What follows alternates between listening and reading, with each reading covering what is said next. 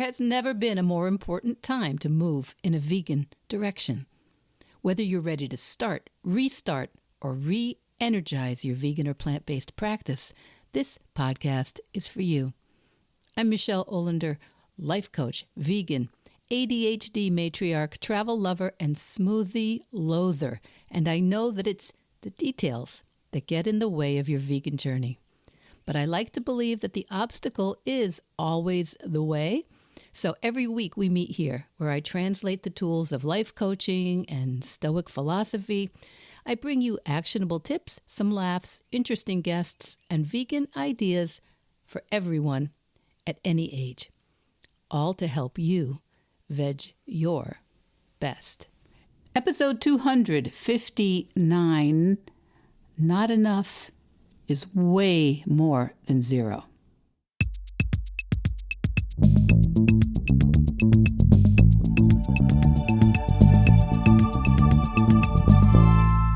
Hey, my veg your bestie. It's Michele, and I'm checking in. It's April. It's August, and I'm checking in to see how your summer's been going. Has it been what you wanted? Has it turned out the way you thought it should be or could be when you were thinking about the summer last spring or last winter? And I'm pretty sure I've shared this a few times on the podcast, but my mother, who was frugality personified, my mom, cheap beyond cheap. Anyway, my mom never bought magazines. She liked them very much. She loved magazines, but she took them out at the library, and or she maybe read them in waiting rooms at the doctor or the dentist. And when I started to buy magazines as an adolescent, oh my gosh, she thought it was the height of fiscal irresponsibility. But anyway, my mom did love magazines, and she often said that they had a lot to answer for, magazines, these glossy magazines of beautiful homes and gardens. She said those beautiful photographs made her not love her garden as much. And she would often say that those magazines kept her from being as pleased with the rooms she painted, or with the furniture she refinished, or with the bed skirt that she bought on sale or sewed. And now this was in the 1970s.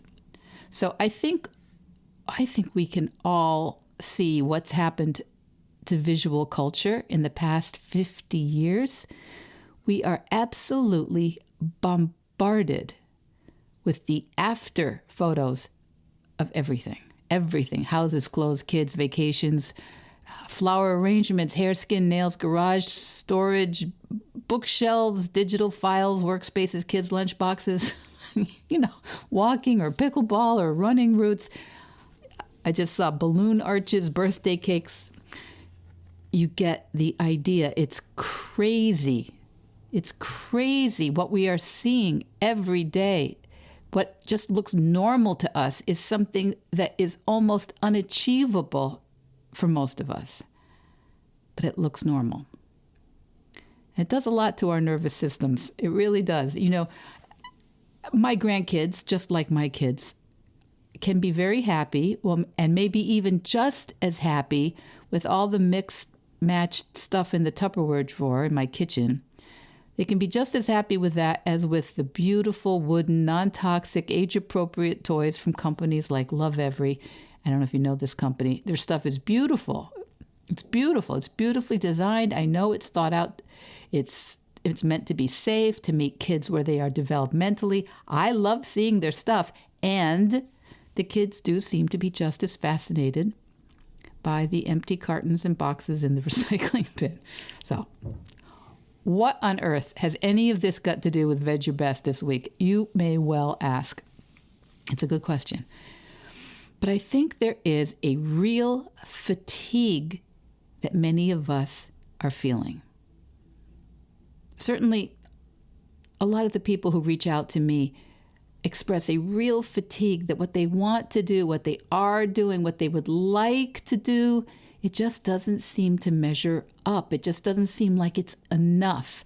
It doesn't seem like it's going to be enough or be worth it or to turn out well. In fact, they worry it might actually be a mess. a mess for a long while. And what are people going to think of this thing if what you're doing is a mess? And honestly, what new thing isn't a mess? But if you look online, it seems like everybody's startup has beautiful furniture. I'll tell you, my husband's in my company. We did not have nice furniture. We were so cheap because who was my mother? We didn't have anything new or nice for the longest time. And maybe we're a little bit, reverse on some of these topics. Maybe we are. But I think it's just a matter of having grown up at a time when it was a little bit different still. All this visual overstimulation, it's very distracting. And we can find it distracts us from the actual work and the mess and the goals and the plans and the processes that we want to be taking part in. And if you have a sense that what you're doing, this messy thing you're doing, isn't measuring up, that it's going to be judged and criticized, if you have the feeling that it's not good enough, that your relationship with your spouse or with your kids isn't Instagram worthy, if the food at your home or your office or maybe your recreation, your tennis outfit, I don't know, what outfits do people have? If your reading list, oh my gosh, the reading lists. I was sucked into this for a while until I noticed that sharing and documenting and inputting the books I was reading or wanted to read or had read into this app, it was actually turning me off reading. The app was called Goodreads, or is called Goodreads. I still have it on my phone, but I noticed it was turning books and reading into some sort of performance, and I found it tiring.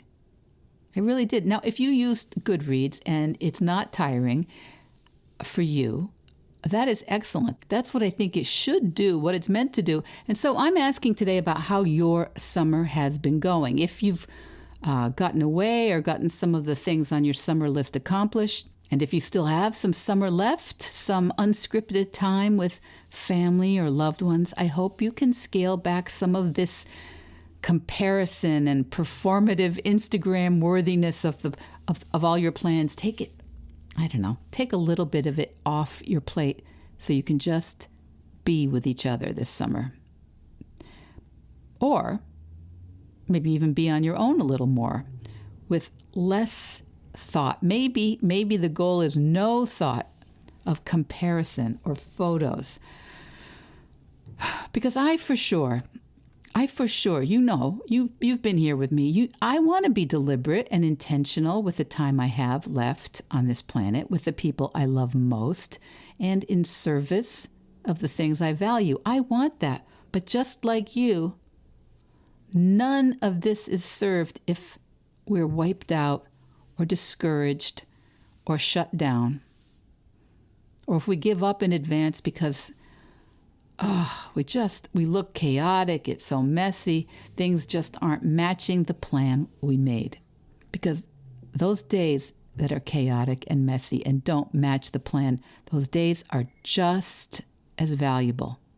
And I think we could make an argument that the days that don't go to plan, the days that are full of problems and unforeseen issues and frayed nerves and plan B, C, and D really are falling apart, those are our lives. And when we think something's gone wrong because life just lifed all over us, it can create a very false binary, a false idea that some things are possible for us or realistic, and some things just aren't. Some things just aren't in the cards for us because, well, look at that mess life just made in the living room. Some days just do not go to plan. And I think it's such an opportunity to notice what falls apart on a tough day and what still gets done. Notice it, and don't make it mean you can't have nice things. Don't make it mean that you can't have a different life or a plant-based diet or a new business or a clean house or a fun vacation. That was me. This was all coming around to the fact that this was me on day 12 of my 30-day book draft challenge over on Substack. I think I told you about it. Over on Substack, I'm doing a 30-day challenge. I'm bringing my coaching tools and my framework that I teach, the way I help people with their plant-based or vegan journey, those same tools, but I'm using them to get a rough draft written of a book. And the working title is How You Go Vegan is How You Do Everything. And if you'd like to follow along and encourage me or share with me your 30-day challenge so I can encourage you, I hope you will. Please do. And it's free. It's free. It's just, anyway, on day 12, so day 1 through 11, we're going okay. Day 12, I was pretty checked out. And I wrote about this over on Substack that in the night, a loved one had had a health scare. And one of those kind of health scares that jolts you awake and makes you wonder for at least a while, did our entire life just change? So, as it turns out, no, I don't think our entire life just changed. But I was very scared. And the adrenaline, the fear, the lack of sleep, all of it left me very rattled. And by the time the day unfolded, I had pretty much convinced myself that I couldn't possibly write or say anything worth sharing. And I had felt, I felt very entitled to skip the day. I mean, of course, almost, not proud, but almost like completely justified that I had a really good reason not to show up that day. But by the time the day was ending, I was thinking, some things didn't fall apart today just because I went through kind of a scary situation and didn't get very much sleep and had a lot of distractions. I mean, I had no problem eating only plant-based. That wasn't a problem. And I had no problem throwing a load or two in the washer, and I had no problem brushing my teeth, and I had no problem looking at my phone and texting the people that I text, and I had no problem with many things. So, some things get done even when I'm nowhere near at my best, because for whatever reason, they are pretty easy for me, pretty predictable. I don't have a lot of dysregulation or nervous system anxiety or concern or defensiveness about them. Because my 30-day book draft challenge, that challenge, it's not just about writing. It's about how we go changing something, anything in this real world. And it's about showing how the tools I use with people on their vegan practice can help any of us, all of us, shift anything. And in the real world, these days happen. These are the days when it's not that you need a new mindset or more willpower. You just need to remember how it is your brain and your nervous system actually work.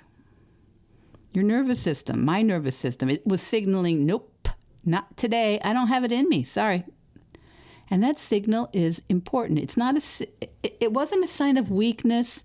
It wasn't a failing or a flaw. It wasn't laziness.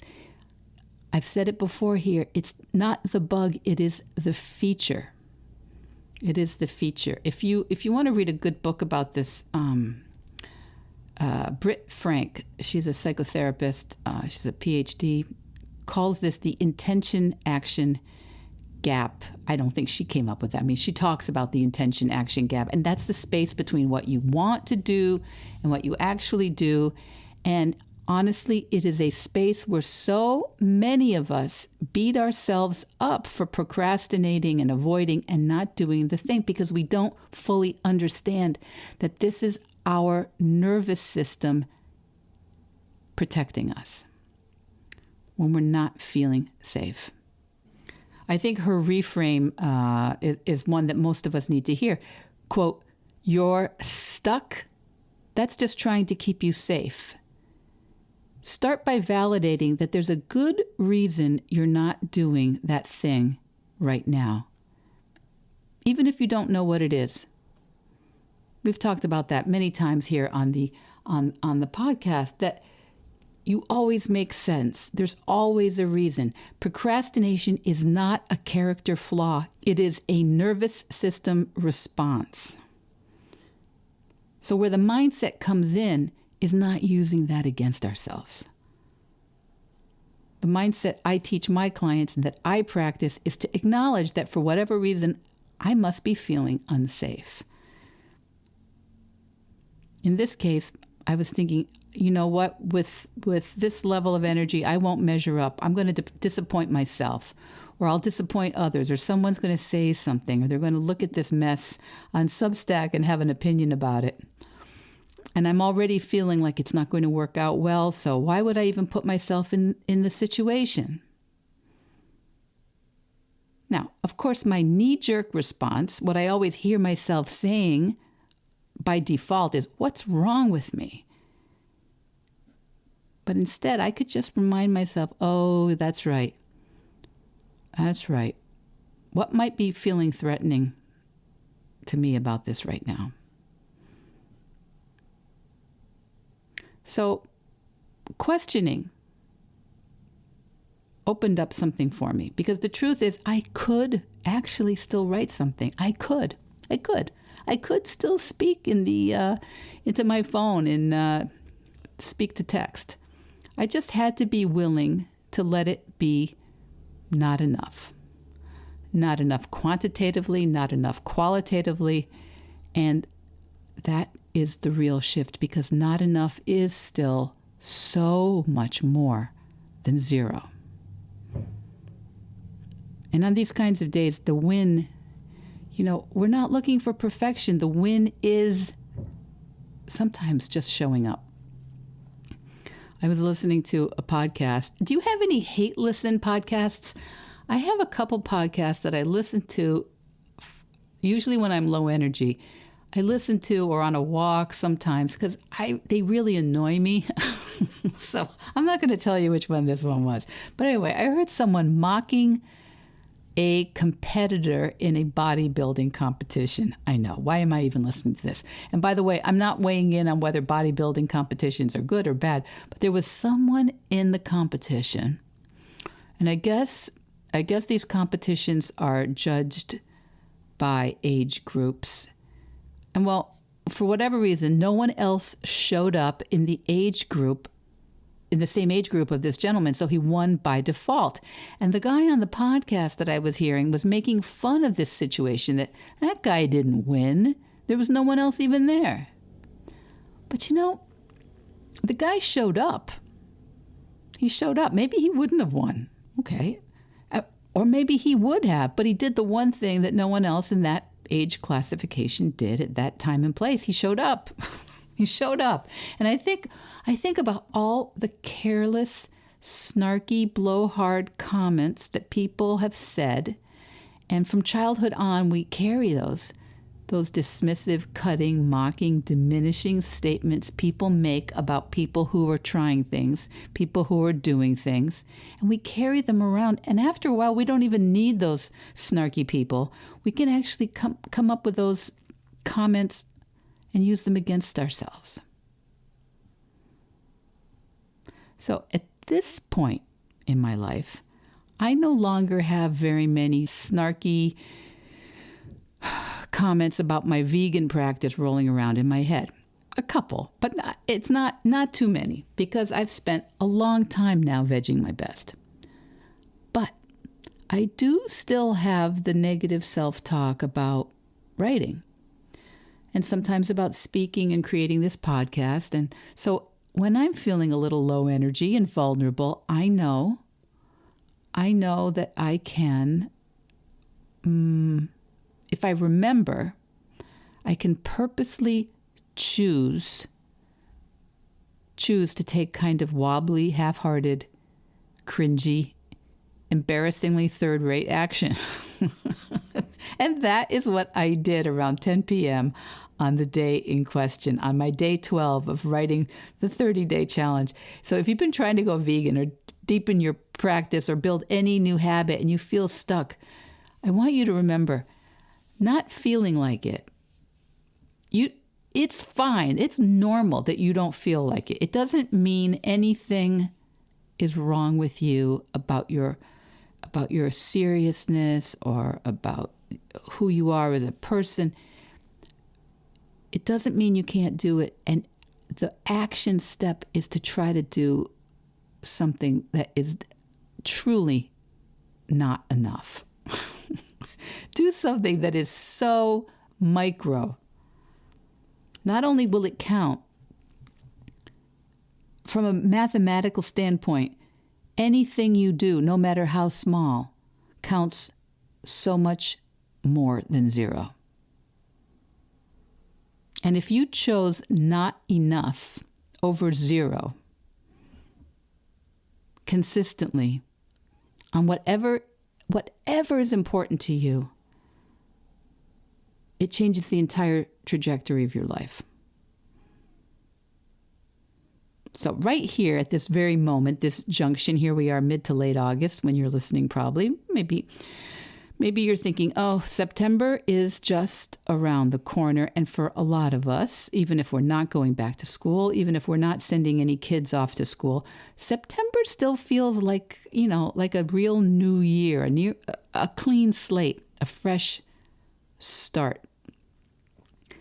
And just like maybe you had some plans for your summer, it's very possible you and I have some ideas of what September should look like. And I'll be sharing that later in the month also, what my plans are for September and for the last quarter of the year. But what if we didn't wait for September to start or to feel ready? What if we just used some of these last days of August to practice tiny little things that are definitely 100% not enough? We're not going to overhaul everything. We're not going to launch a new plan. We're not going to empty the pantry out or the freezer. We're no grand gestures.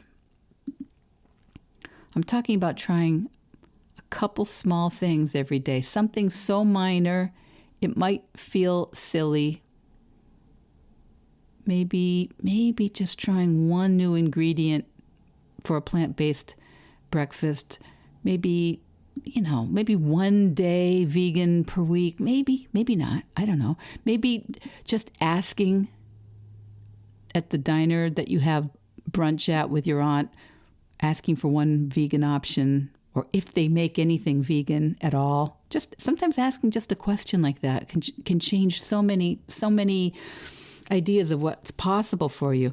And I think I put it on Instagram. I just learned how to make chia pudding. And that is actually embarrassing to tell you how easy that is. Because we were in France in April, and the hotel we stayed at didn't have tons of vegan options for breakfast.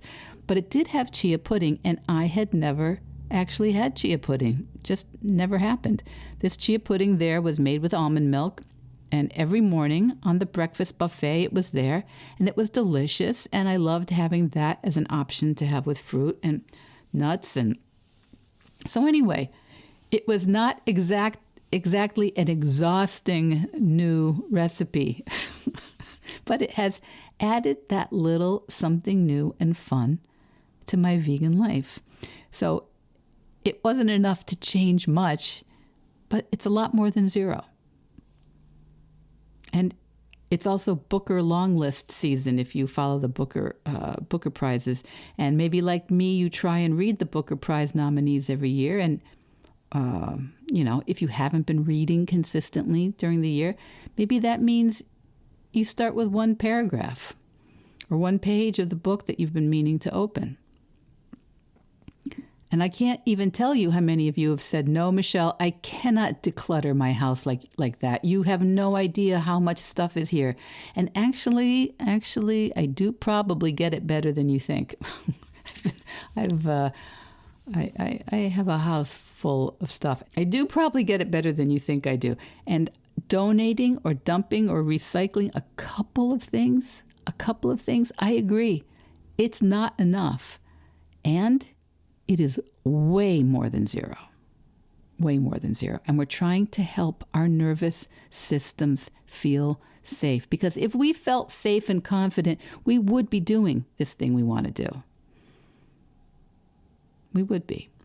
So the job is to help ourselves feel safe, to feel safe with cooking or with eating plant-based, or feel safe with friends who don't really support our vegan new ideas. We're trying to give our nervous systems the safety that they don't feel right now.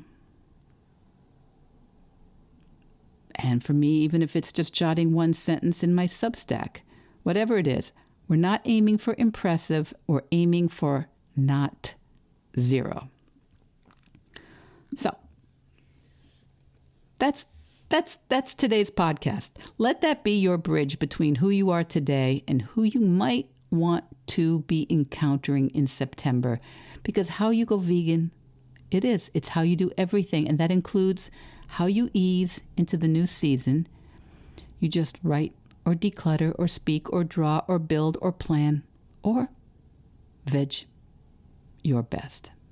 Veg Your Best podcast production, music, and editing by Charlie Weinshank. Thanks, Charlie. Before you go, it would mean so much to me and the Veg Your Best team if you would hit subscribe, leave us a 5-star review, or share with someone you think might be interested. Something about algorithms, it helps bump us up a little in the rankings, and that's the best way to help others find the podcast and for us to find our audience. So, until next week, make it easy and veg your best.